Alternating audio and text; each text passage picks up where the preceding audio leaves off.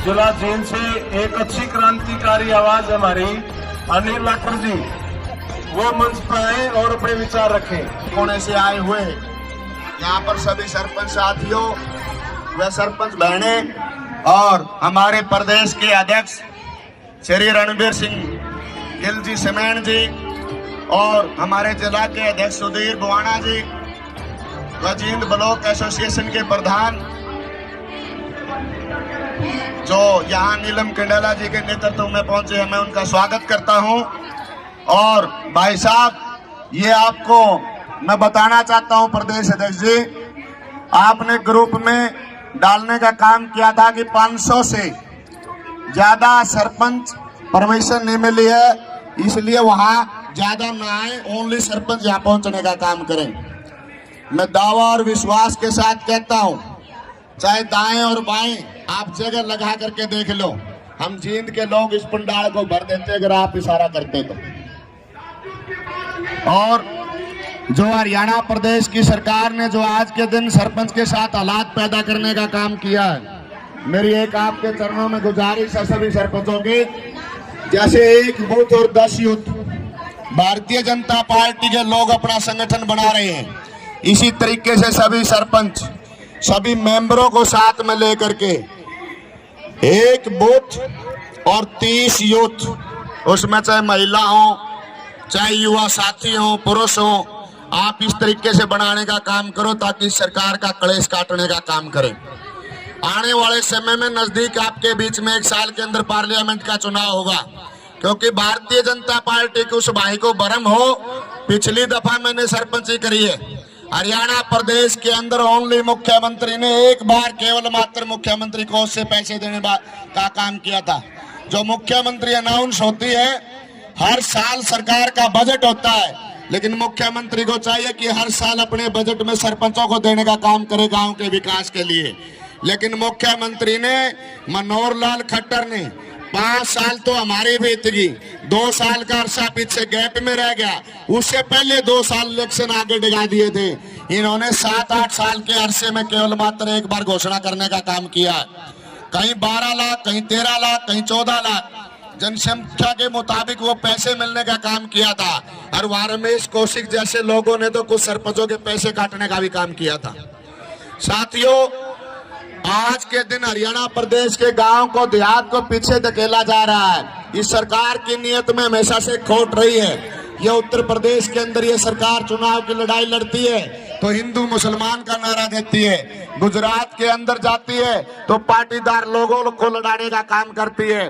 हरियाणा प्रदेश के अंदर ये चुनाव के लिए एंट्री लोग करते हैं, सेंटर के लोग, चाहे अमित शाह जैसे लोग हों, चाहे प्राइम मिनिस्टर नरेंद्र मोदी जैसे लोग हों, चाहे मनोहर लाल खट्टर जैसे लोग हों, जब ये हरियाणा की पावन धरती पर एंट्री करते हैं तो हरियाणा में जाट लोग जाट को लड़ाने का काम करते हैं, राजस्थान के अंदर गुर्जर व मीणों को लड़ाने का काम करते हैं।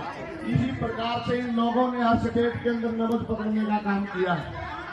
जहाँ क्षेत्र की लड़ाई होती है वहाँ क्षेत्रवाद का नारा देते हैं, जहाँ जाति की लड़ाई हो जाति का नारा देते हैं, जहाँ धर्म की लड़ाई हो धर्म का नारा दे करके आपके बीच में मतभेद पैदा करके वोट हथियाने का काम करते हैं। साथियों, कहीं ना कहीं ये हमारी एक कमजोरी है, जो आज के दिन मीडिया के साथी अगर इस तरीके की बात मेरी सुन रहे हैं तो वो जरूर ध्यान दें। ये मीडिया को हाईजैक करे हुए भारतीय जनता पार्टी के लोग, इनकी एक कमजोरी भी है और एक दादागिरी भी है। ये पहले मीडिया को हाईजैक करते हैं और जो लोग इनके खिलाफ आवाज उठाते हैं उसको जेल में डालने का काम करते हैं, हमारे लोगों को डराने की बात करते हैं। हरियाणा प्रदेश हमेशा से अगर नहीं रहा है, हरियाणा प्रदेश के लोगों ने अनेकों लड़ाई लड़ने का काम किया है। हमने हमारे पूर्वजों से सुना है, उन्होंने राजाओं के राज देखने का काम किया था, अंग्रेजों के राज देखने का काम किया था, अनेकों लड़ाई लड़ने का काम किया था। साथियों, आज के दिन जरूरत है तो समझने की, भाईचारे की, इकट्ठा होने की जरूरत है। साथियों, भारतीय जनता पार्टी के लोग बहुत कमजोर किस्म के लोग हैं। अगर चुनाव का समय आता है, एक बटन दबाने में 5 सेकंड लगते हैं। अगर उस सरपंच गांव का जिम्मेवार व्यक्ति है, छोटे से छोटे गांव का 500 से ज्यादा मतलब वोट डलवा सकता है सरकार के खिलाफ, लेकिन नेम लेकर के जाओ, आप शपथ लेकर के जाओ कि भारतीय जनता पार्टी का कलेश काटने का काम करेंगे।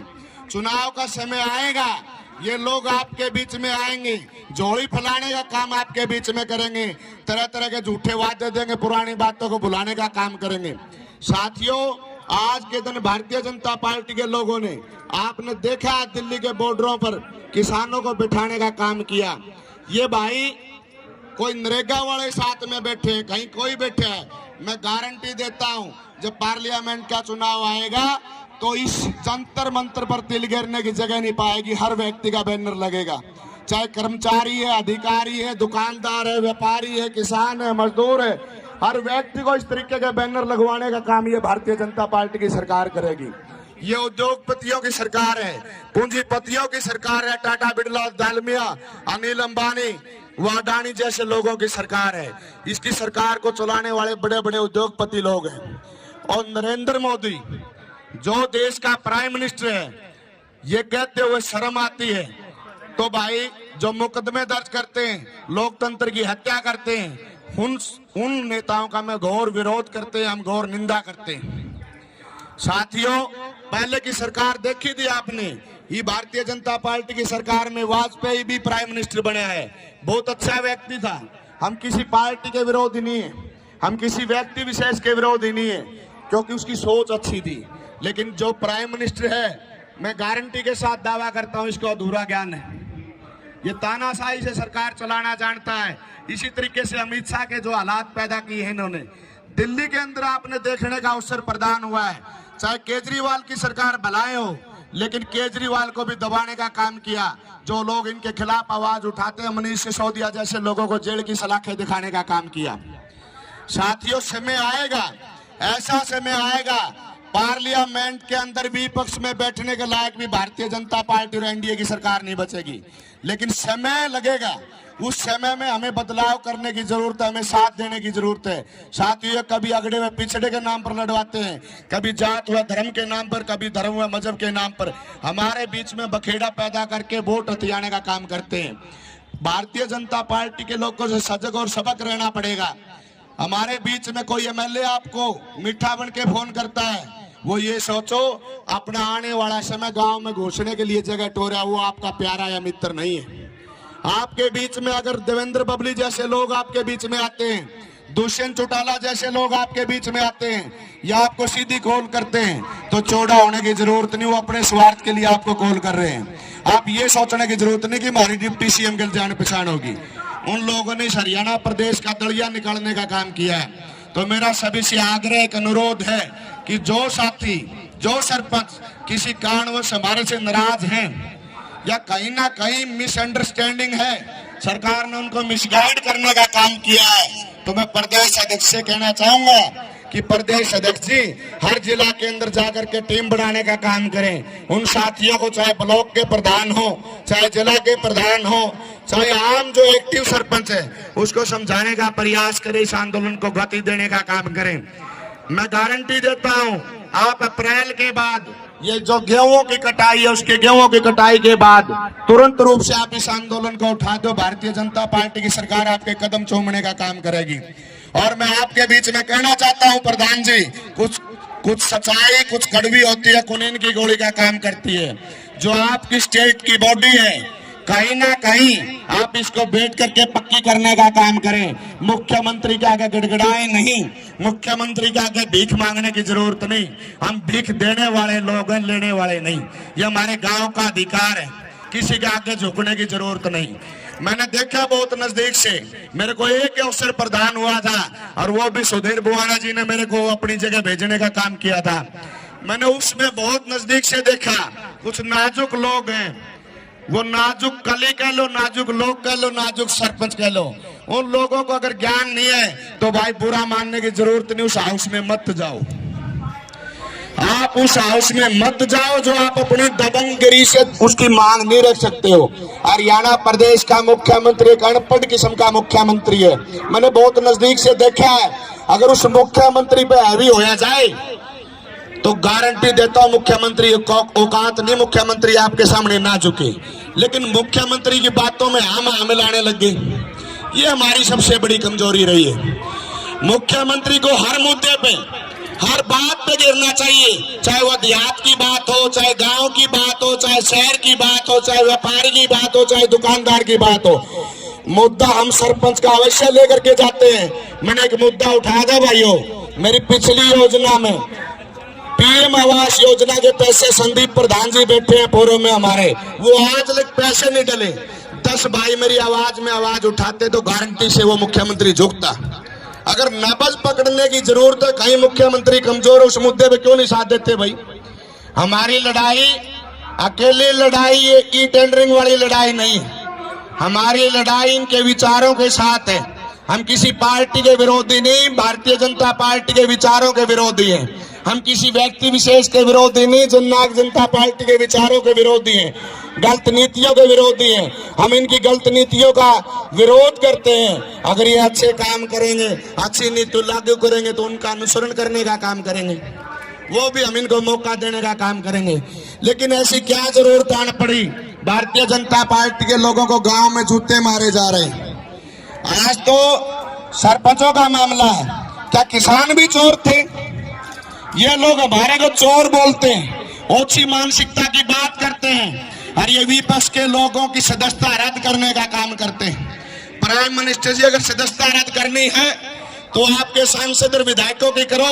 सबसे ज्यादा बिगड़े बोल तो भारतीय जनता पार्टी, जननायक जनता पार्टी के मंत्री एमएलए एमपीओ के हैं। आप उनकी सदस्यता रद्द करने का काम करो। आप हो सकता है राहुल गांधी कहीं ना कहीं कमजोर है, कहीं ना कहीं उसका पूर्ण परिपक्व ज्ञान नहीं हो धरातल का, लेकिन भारतीय जनता पार्टी के लोगों ने सोचना चाहिए, आम जनता को राहुल गांधी से ज्यादा ज्ञान है, धरातल की जनता को ज्ञान है, गांव का ज्ञान है, देहात का ज्ञान है, शहर का ज्ञान है। लेकिन उन व्यक्तियों को कहां तक दबाओगे? अकेला राहुल गांधी नहीं, अनेकों राहुल गांधी इस देश के अंदर खड़े होंगे। और मैं किसी पार्टी विशेष से नहीं हूं, मैं सच्चाई बात कहता हूं। साथियों, जो इस लोकतंत्र में आवाज उठाता है, लोगों की सरकार लोगों के द्वारा लोगों के लिए चलाई जाए, वो सरकार होती थी। आज के दिन लोकतंत्र की हत्या कर रहे हैं। जो व्यक्ति सरकार का विरोध करता है उसको दबाते जा रहे हैं, उद्योगपतियों को और शरण देते जा रहे हैं, आम गरीब आदमी गरीब होता जा रहा है।